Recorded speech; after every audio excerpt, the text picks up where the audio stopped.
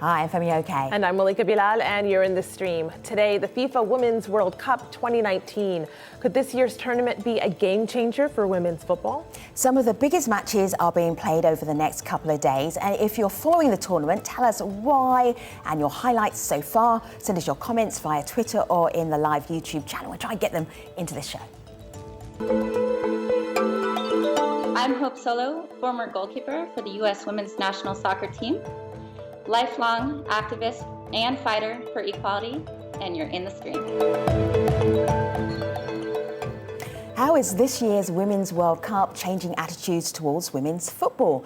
Compared to past tournaments, the event hosted by France this year is already breaking viewing records around the world. Joining us to talk about some of the stories that have come from the tournament so far. In New York, Erica Ayala, a sports writer and social activist.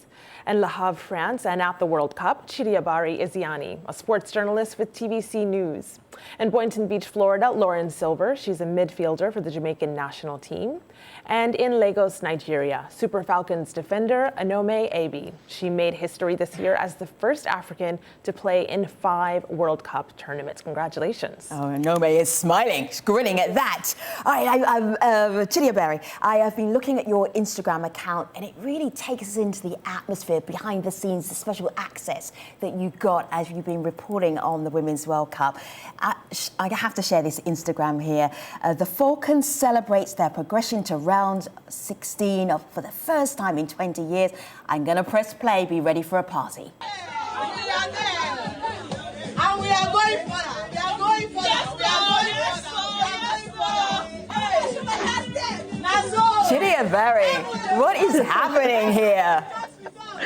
It was a ball, really. The ladies were happy. They were so joyous having qualified. Of course, Thailand and Chile doing them a favor to get into the round of 16. So that night, it was just one of those days when things just go your way. So they couldn't control the emotions. And for me, it was just too good not to capture and share on my Instagram. Okay, and we're twerking, and that is when we go back to ONOME. ONOME, what was it like to get through to the first 16?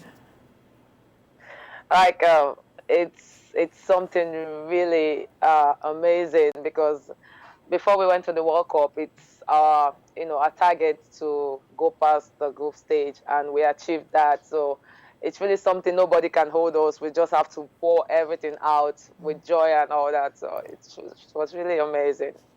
Erica, we're just this first little part of the show, we're looking at some of the highlights from the World Cup so far. For you, what was your highlight so far? There have been so many highlights, but I think generally speaking, and it's also reflective in this conversation, there have been so many women of color that have been at the forefront as journalists, of course, as players. And for me, that's exciting, because I think that football, certainly here in the United States, definitely has a long way to go when it comes to showing that women and girls of color can play this sport at an elite level. So I love hearing all of the highlights, the highs of this year's tournament. I hate to break up the party, because online people are sharing what they see as some of the lows, and that seems to be the biggest thing that is on their mind. So let's dip right into that. This is Santos here, who says, I watched the Women's World Cup with hopes of seeing a much improved organization. I was shocked to see how referees and VAR, which is a video assistant referee, inarguably helped kick out Africa's 3 teams. Every just critic will agree that Cameroon, Nigeria, and South Africa were cheated. It's sad for Africa. So he's not the only one who had that view. I want to play a video comment from someone who talked about his perspective on this year's tournament, including that VAR controversy. This is Omodia. He's a sports journalist, and here's what he told the stream. Thanks for having me. My name is Omodia Hulegwe from the Max FM Sports Desk here in Lagos, Nigeria. I think this World Cup, the VAR brought a lot of twists to it, such nervy moments, and also the new FIFA rule on penalties. The European nations also are taking up the challenge, giving the Americans a run for their money. This time around, 7 European nations in the finals. And of course, I think they'll unseat the Americans this time around. So, Lauren, this was your first World Cup. Of course, that comes with a lot of excitement there, but then you hear about what people online see as a controversy. What's your take? I mean, in terms of the VAR, like, I think it's kind of just changing the game in a negative way. Like I say to a lot of people, I just feel like it's, like when we go back and we watch and the referees like make a call, like in a regular game, like in past World Cups, if you go back and you look at those games, like the people who won at the time, like may not have technically won the tournament based off of VAR today. So when you have that kind of discrepancy in some of the calls and it's kind of changing the course of the game, that for me is a problem. And it's kind of unfortunate that, I mean, this is my first World Cup, so I haven't experienced it without VAR, but I kind of would have liked that. I'm just looking here at the FIFA Women's World Cup Twitter page here, and there was a media briefing talking about the refereeing, and this went on for quite a long time. And FIFA was talking about how from March all the way through to June that there were friendly games and that the players were able to practice using this technology. But most teams, women's teams who are playing around the world, are not using this technology at all, correct, Erica? Not only are women not using it around the world, but this is like, first of all, it's a women's tournament, which is kind of one of the arguing points for me, why bring it in the women's tournament, but then also in the World Cup. And while maybe some teams have the opportunity to use it, there's a lot of teams who don't have the opportunity to use it. So then there's a question of like, fair play. In a sense, literally fair play. For me, basically, it's been not necessarily about the players who's been able to use it or not, but the referees. Now, how many of these referees have been able to professionally use this technology, in active competitions? Because I felt there was an over-reliance on the VAR from the referees. Some decisions were either delayed or anticipated by the referees, and even when they go to the VAR, there was a low level of the referee taking hold of decisions and say, okay, adding the human element, which football really is about. And for me, they just went with whatever the VAR was showing. They forgot about the human element, which unfortunately we have seen with some of the men's competition where the referee says, yes, there might have been contact, but the player got the ball first, which really sometimes is what the game is all about. So for me, I feel it was more with the officiating than the players and the awareness of the VAR. Julia Barry, I agree with that. Yeah, and let me just add this, because Julia Barry was actually at that press conference, and they said that they wanted to make the game more entertaining, more fair, and to up the tempo. Erica, go ahead.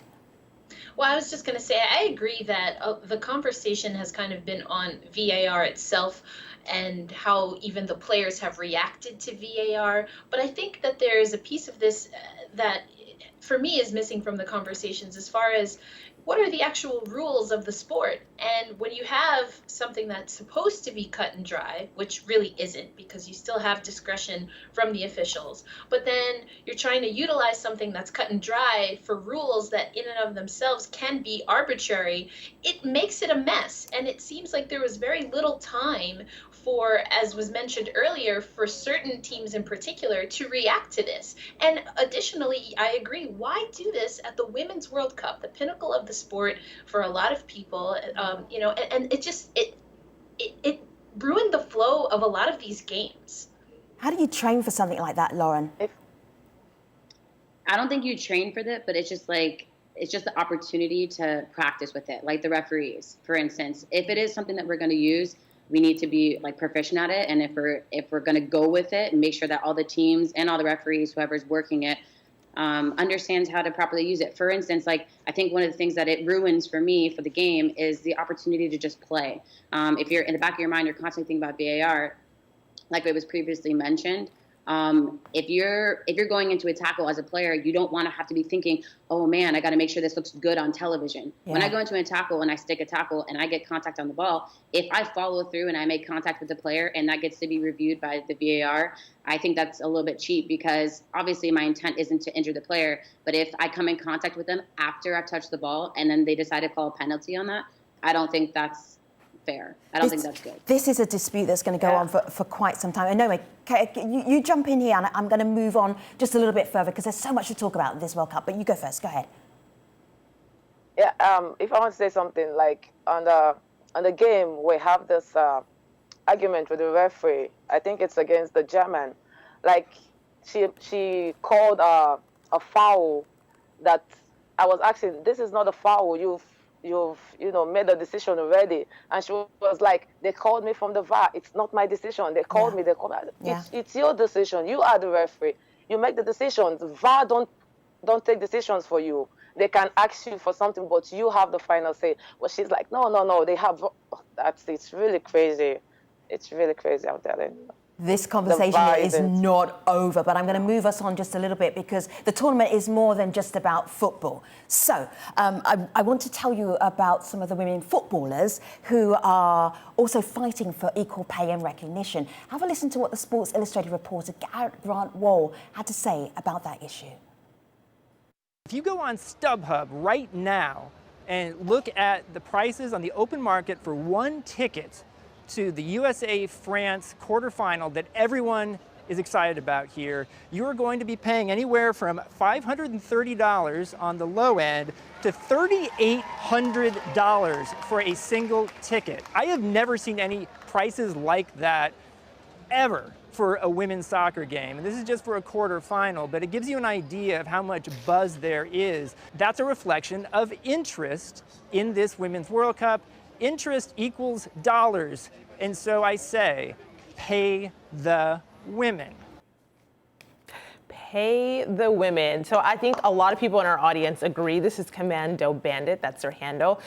If U.S. soccer as a whole generates X amount of revenue, then the women should be entitled to more of a cut. They can actually make it to the World Cup and win it. The men struggle to perform well in one of the easiest international groups, so that's their opinion there. But Commando did get some pushback. This is someone who says the ad revenue for men is way higher, and the ad buyers pay more for ads on the men's game. So your beef should be with the corporate sponsors and ad buyers, not so much the corporations and the football associations behind it. Lauren, weigh in on this debate here, because the last time you joined the stream, we had a long conversation about pay scale and fairness and equality. Talk to us about, now that we're here, 2019, July, where has that needle moved? Yeah, so a comment that I want to make, I'm really sick and tired of people kind of comparing, like forcing women to compare to men's pay, even though that's we're going to form equality. But it's kind of like women are against men in our federation, and I don't think that's the case at all. And I think like having what he just said about the prices of the tickets shows that there's interest in the game. So there's interest in the game, that then turns into money. And I think like in turn goes to paying the women. In terms of contracts, like I think I mentioned before that Norway, I think they are now at equal pay in terms of their federations. I believe so. So the men and the women are getting paid exactly the same. That is new. And then there's been a lot of talk along the way from qualifiers all the way to the World Cup, where a lot of other federations have picked up slack, i.e. Jamaica. We didn't have contracts before, and we're working on contracts now, but we've signed contracts and we've yet to be paid. I'm not saying this to down the federation. I'm not saying this to offend anybody. All I'm doing is speaking my truth. And when there's talk about contracts, and we just qualified for a World Cup, and then we played in a World Cup, and moves have not been made, or things are still a bit messy, to me, it doesn't make very much sense. Because clearly there's interest, and I don't know, I just feel like that's an excuse. Let me share this with you. This is from South Africa. So Banyana, the football team for the Women's World Cup from South Africa, they got parity. They're going to get the same bonuses that the guys get. So they did this just before the World Cup started. Meanwhile, the Super Falcons, it's always, Team Nigeria, you're always going on strike, trying to get your money. How's your parity doing, ONOME? Seriously, we're really fighting about that because in my country, the guys are like the pay, it's way, way far than, the female side. So we're even asking if it can even get to maybe a half payment like the guys, because we bring glory to our country. So I think we deserve more than what we're getting. We've been fighting this for a long time. I think it's not even getting close to what we're fighting for, and I hope it can get close. Because When we it really, comes to really this it's a bit. conversation, go ahead. Okay, it's a bit embarrassing for me, really, because as much as I wanted to focus on reporting the fact that we had debutants at the World Cup who actually performed well, like Jamaica in goal, like Chidima, but I can't do stories like that because I have to talk about the fact that the girls have not been paid, which is a bit embarrassing. They're not even getting half of what the men are getting, and the men have 3 African Cup of Nations, the women have 9. That just shows you. No, I think. Yeah, it's just. I think if it's the bonus, we've been paid the bonus, but we're asking for the bonus to get higher than like to what the guys are 3,000, consigning the bonus and 10,000. It's the difference is too much for me. It is just too much compared to what they bring to the nation when the Super Falcons is going out to play. We have so much expectation because we believe they can actually come home with the trophy. We know that they will make a difference. Well, the men, the lots in Africa is catching up with them. The other day, the Nations Cup was going on, but some viewers preferred to watch the Women's World Cup because the game was better. So I feel the Nigerian Football Federation can actually, do better by these ladies because I think they play their hearts out. You can see how emotional they were on the pitch. You can see how much they wanted to, do this for Nigeria. That's why you could see the kind of celebration they were putting in when they got into the round of 16 because they always got this jibe of, you go to the World Cup and you come back after 3 matches. That was a bit demoralizing for them. So getting out of the group stages was a very important factor. But as it stands, I don't know when we will be able to even get to half, not to talk of parity. So, Erica, I could see you trying to get in there. I want to share with you a view from our audience. This is Monroe McLaren. She's a student, and she's a big U.S. women's soccer fan. And she talks to us almost as though she is one of the teammates. Have a listen to what she said. So the question is, should the women's national soccer team be paid equally to the men's national soccer team? And yes, there is no doubt about it, they should be. We're better and more successful than the men's national soccer team. We've won 3 World Cup titles. We've won 4 gold medals in the Summer Olympics. And altogether, we've won more games than the men's national team has. In 2015, after we won our 3rd World Cup title, the women were paid a mere $1.7 million to the men's $5.3 million that they won after losing in the 16th round of their World Cup. We won our World Cup title, yet we are paid less than the men. So I stand with the women for better pay, equal pay, and I wish them the best of luck in the rest of the World Cup tournament. So, Erica, she mentions the money, but it's not even just that. Look here on YouTube. This just came in live from Elizabeth Rainey, who says, I wish FIFA did not schedule other major tournaments like Copa America during the Women's World Cup. It seems like it is not in service to the women. So not just about pay, but about eyeballs and about promotion. Where do you fall on that? I mean, none of this is in service to women. I mean, that I think sometimes gets buried in the complexity of the issue itself. None of this is in service to women, and that is the true problem.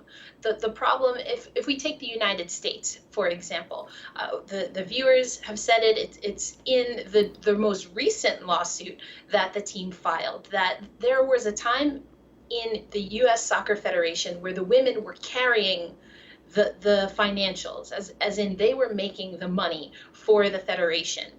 And who's to say if that can't continue? But the problem, the issue that we see when it comes to women's sports is that unfortunately, a lot of the times, and it goes back to a comment that we got through Twitter, the marketing isn't there. So there's so many angles with which to hit this, and I think it's exhausting to constantly hear and to hear that women feel that they have to be successful to get a fraction of what men get, even when they're not successful. And so I feel for reporters like myself who have to have these conversations, certainly for the athletes who have to talk about them, but we have to. Erica, it's interesting because on Inside Story on Al Jazeera just a few days ago, Tatiana Henry, who was a former FIFA head of women's football, addressed this head on. This is what she told us on Al Jazeera. Have a listen.